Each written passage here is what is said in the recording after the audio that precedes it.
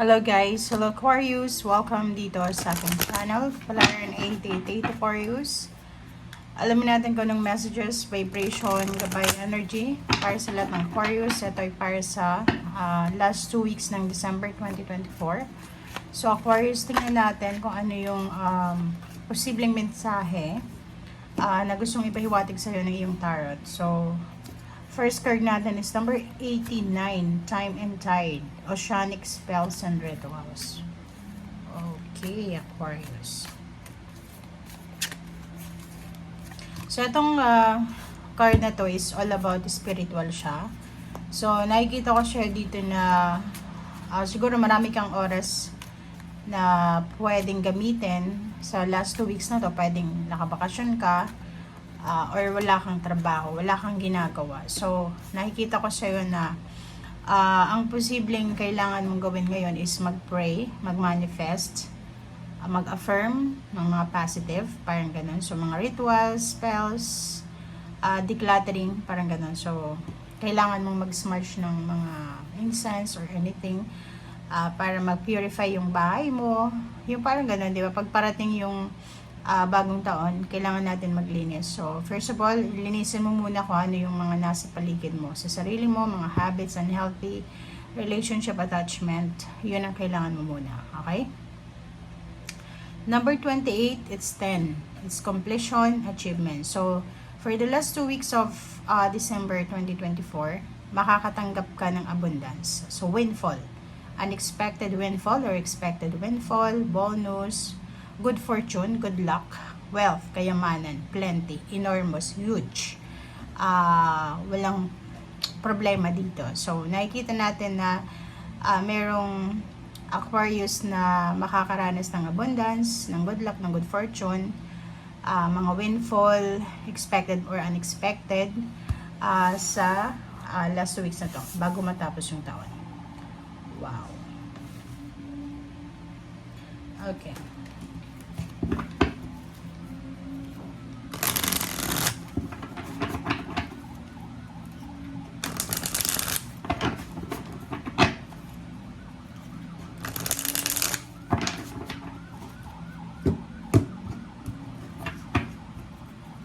Okay, first card natin is King of Pentacles, which is the manifestation ng abundance dito.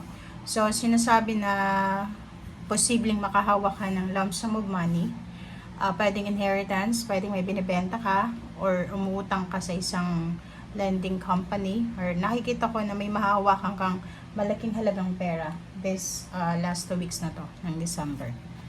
And yung iba din sa inyo, Aquarius, siguro isa kang breadwinner or may nangungutang sa iyong pera or may mga sinusuportahan kang family members. Naghihintay sila sa iyo ng message mo. Pwedeng nag-send na sila ng message sa iyo na humihingi sila ng tulong.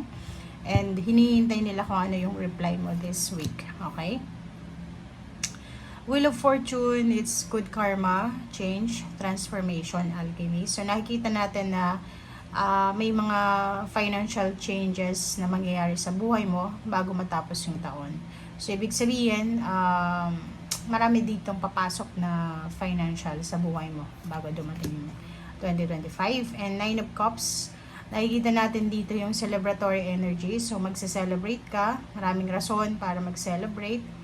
Nakikita ko na sobra kang grateful and thankful sa lahat ng blessings na matatanggap mo. And isa sa posibleng blessings na matanggap mo is yung trip, travel. So, posibleng ikaw ay pupunta ng ibang bansa, and the last 2 weeks of December, yan yung flight mo going back to your work, career na nasa international, or pwedeng ikaw ay pauwi sa iyong probinsya. So, comment down below. So, nakikita ko sa'yo dito na masaya ka, magse-celebrate kayo kasi parang yun yung rason kung bakit ka magta-travel. Okay? So, going back to your loved ones, going back to your families, and nakikita natin na sobrang saya. Okay? So, nakikita ko sa'yo that pwedeng may mga pinagdaanan kang mga financial problems, financial burdens for the last maybe 6 months or 6 years. Nakikita ko na makakabawi ka bago bago tumalon yung taon ng 2025, makakabawi ka. So, ibig sabihin, may mga utang ka siguro, marami kang kailangan na settle na mga expenses, and nakikita ko na mababalansi mo siya bago matapos yung taon. Okay? And yung iba naman sa inyo, meron ditong mga Aquarius na siguro marirealize nila na napaka-importante yung pag-iipon ng pera. Okay? Kasi siguro may iba na Aquarius na gusto nilang mag-celebrate with their family, gusto nila ng magarbo, bongga, na party, Christmas party, or year-end party. Ang problema lang is, hindi ka nakakapag-ipon or kulang yung budget mo. So, nakikita ko, mayroon kang, yung iba lang. Kasi yung iba may hawak ditong malaking halagang pera. Pero yung iba, pwedeng nasa 5 of cups ka na nangihinayang ka, parang iniisip mo na, bakit kaya hindi ako nag-ipon for whole year para naman may i-celebrate ako for this Christmas, parang ganun. Nakikita natin na may posibleng balita sa good news, information, communication na posibleng matanggap ka. Ang information na to is tungkol sa pera. So, yung information na to, pwedeng may mag-offer sa'yo ng trabaho, pwedeng kasama ka sa mapopromote, or yung tataas yung posisyon sa trabaho, or tataas yung sweldo. Okay? Aquarius. Mag-iingat ka lang kasi etong Page of Swords is eto yung mga taong matatabil. Okay? Yung mga taong chismosa, mga taong masasama yung budhi nila. So, ingat-ingat ka kasi posibleng masaktan ka bago matapos yung taon kasi makakarinig ka ng mga pang-iinsulto galing dito sa Page of Swords na to. Okay? So, nakikita ko share dito na yung iba sa inyo dyan, busy sa pagre-research, busy sa pakikipag-usap sa mga dalubhasa. It's either counselor or guidance counselor, doctor, engineer, architect, or anyone na professional. Okay? Nakikita ko rin sa inyo dito na yung iba, busy kayo sa paghahanap ng trabaho. Kung halimbawa plano yung lumipat ng trabaho by the end of the year, nakikita ko sa inyo na naghahanap kayo, nagre-research kayo. And yung iba naman naghahanap ng mga information tungkol sa pagpapakasal, tungkol sa pagbubuntis, tungkol sa panganganak, parang ganun.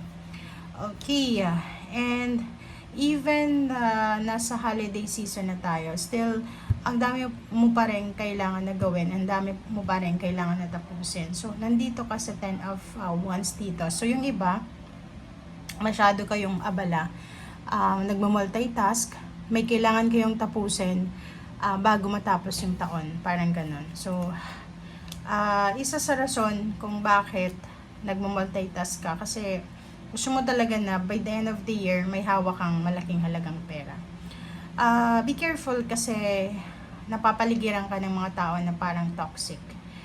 Posibleng makakuha ka ng ka-argumento, kasagutan, kaaway, makakuha ka ng mga taong, lalo na sa loob ng trabaho, yung mga misunderstanding, okay, mga competition sa trabaho or sa pamilya, relatives, friends, or sa mga kababata mo, or sa dating kakilala to. So, ingat-ingat ka kasi possible eto misunderstanding, pag-aaway, mga masasamang salita, ganyan ganito. So, ingat-ingat ka. Okay? Thank you guys. Bye!